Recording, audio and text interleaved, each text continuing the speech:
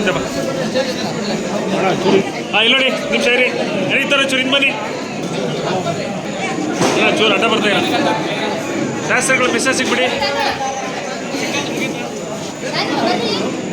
ಹಾಂ ಸ್ವಲ್ಪ ಹಿಂದೆ ಬನ್ನಿ ಸರ್. ರೆಡಿ?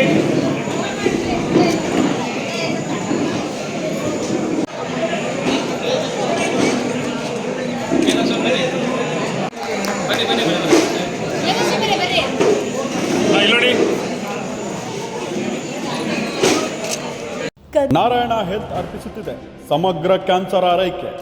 ಈಗ ಶಿವಮೊಗ್ಗದ ಸಹ್ಯಾದ್ರಿ ನಾರಾಯಣ ಆಸ್ಪತ್ರೆಯಲ್ಲಿ ನಮ್ಮ ವಿಶೇಷತೆಗಳು: surgical oncology, medical oncology, radiation oncology. ಕ್ಯಾನ್ಸರ್ನ ಸಮಗ್ರ ಆರೈಕೆಗಾಗಿ ಹಿಂದೆ ಸಂಪರ್ಕಿಸಿ ಸಹ್ಯಾದ್ರಿ ನಾರಾಯಣ ಆಸ್ಪತ್ರೆ, ಎಂಟಿ ರಸ್ತೆ, ಹರ್ಕೆರೆ, ಶಿವಮೊಗ್ಗ.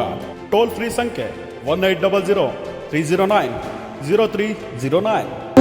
ನೀವೆಲ್ಲರೂ ಕೂಡ ಅವರಿಗೆ ಶುಭವನ್ನು ಕೋರಿ ಆಶೀರ್ವಾದ ಮಾಡಿದ್ದಾರೆ. ಅವರು ಗೆದ್ದಿದ್ದಾರೆ. ಮತ್ತೊಮ್ಮೆ ನಿಮ್ಮೆಲ್ಲರ ಪರವಾಗಿ ಅವರ ಅಭಿನಂದನೆ ಸಲ್ಲಿಸ್ತೇನೆ. ಸನ್ಮಾನ್ಯ ಶಿಕ್ಷಕ ಸಾಹೇಬರಿಗೆ ನಾನು ಹೇಳ್ಕೊಂಡೆ, ಸರ್ ನಾನು ಡಿಸಿಸಿ ಬ್ಯಾಂಕ್ ಚುನಾವಣೆ ನಿಂತ್ಕೋಬೇಕು ಅಂದೆ. ಒಂದೇ ಸತಿ ಸಾಹೇಬ್ರಿಗೆ ಆಗ್ತದೆ ಅಲ್ಲೋ ಮರ ಏಕದಮ್ ಹೋಗಿ ನೀವು ಡಿಸಿಸಿ ಬ್ಯಾಂಕಿಗೆ ನಿಂತ್ಕೋತೀನಿ ಅಂತೀಯಲ್ಲ, ಅಲ್ಲಿರೋದು ಯಾರು ಗೊತ್ತೇನೋ ಅಂದ್ರು. ಗೊತ್ತು ಸರ್ ಅಂದೆ.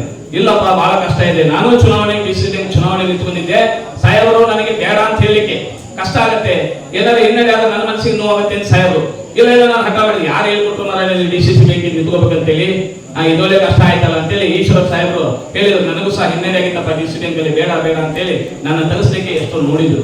ಆದ್ರೆ ಯಾಕೆ ನನಗೇನಾದ್ರು ಅಲ್ಲೇ ಅನ್ಯಾಯ ಆದ್ರೆ ನೋವಾದ್ರೆ ಅದು ಅವ್ರ ಮನಸ್ಸಿಗೆ ನೋವಾಗುತ್ತೆ ಅನ್ನೋ ಉದ್ದೇಶದಿಂದ ಹೇಳಿದ್ರು. ಇಲ್ಲ ನಾನು ನಿಂತ್ಕೋಬೇಕಂತ ಡಿಸೈಡ್ ಮಾಡಿದ ಸಂದರ್ಭದಲ್ಲಿ ಆಯ್ತಪ್ಪ ನಿಂತ್ಕೊಂಡಿದ್ಯಾ ಒಳ್ಳೇದಾಗ್ಲಿ ಅಂತೇಳಿ ಈ ಕಾಂತೇಶಿಕರ್ ಹೇಳಿದ್ರು. ನೋಡು ಮಾಲಿಕ ಕ್ಷೇತ್ರ ಚುನಾವಣೆ ನಿಂತ್ಕೋತ ಅಂತ ಹೇಳ್ತಾ ಇದ್ರೆ ಏನಾರು ಆಗಲಿ ಶತಾಯಗತಾಯಿ ಅವ್ರನ್ನ ಗೆಲ್ಲಿಸಲೇಬೇಕು ಅಂತ ಹೇಳಿದಾಗ ಕೆ ಕಾಂತೇಶ್ವರ ಬಂದ್ರು. ಅದೇ ರೀತಿಯಾಗಿ ಕಾಂತೇಶ್ವರ ಸೇರ್ಕೊಂಡ್ರೆ ಮತ್ತೆ ವಿಶ್ವಾಸ ಕರೆದು ಸಾಹೇಬ್ ಹೇಳಿದ್ರು, ಮಾಲಿಕ ಕ್ಷೇತ್ರ ಚುನಾವಣೆ ನಿಂತ್ಕೊಂತಾರೆ, ವಿಶ್ವಾಸನೆ ಅವ್ರ ಜೊತೆಗೆ ಯಾವತ್ತೂ ಸಹ ನಿಂತ್ಕೊಂಡು ಚುನಾವಣೆ ಮುಗಿಯವರೆಗೂ ಸಹ ಕಾಂತೇಶ್ ಮತ್ತು ವಿಶ್ವಾಸನೆ ನಿಂತ್ಕೋಬೇಕು. ಅದ್ರ ಜೊತೆಯಲ್ಲಿ ನಡೆದ ಘಟನೆ ಏನಪ್ಪಾ ಅಂದ್ರೆ ಸನ್ಮಾನ್ಯ ಕೆ ಈಶ್ವರಪ್ಪನವರು ಹೇಳಿ ಸುಮ್ಮನೆ ಬಿಡಲಿಲ್ಲ.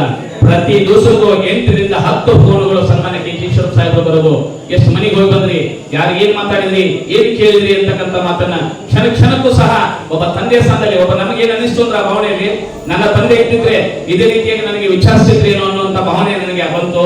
ಆದ್ರೆ ಕ್ಷಣಕ್ಕೂ ಇಲ್ಲ ನೀವು ಮಾಡ್ತಾ ಇರೋ ಅಷ್ಟು ಸಕಾಗ್ತಾ ಇಲ್ಲ ಅಂತಿದ್ರು. ದಿನಕ್ಕೆ 10 ರಿಂದ 15 ಮನೆಗಳನ್ನು ಹೋಗ್ಲಿಕ್ಕೆ ಆಗ್ತಿತ್ತು.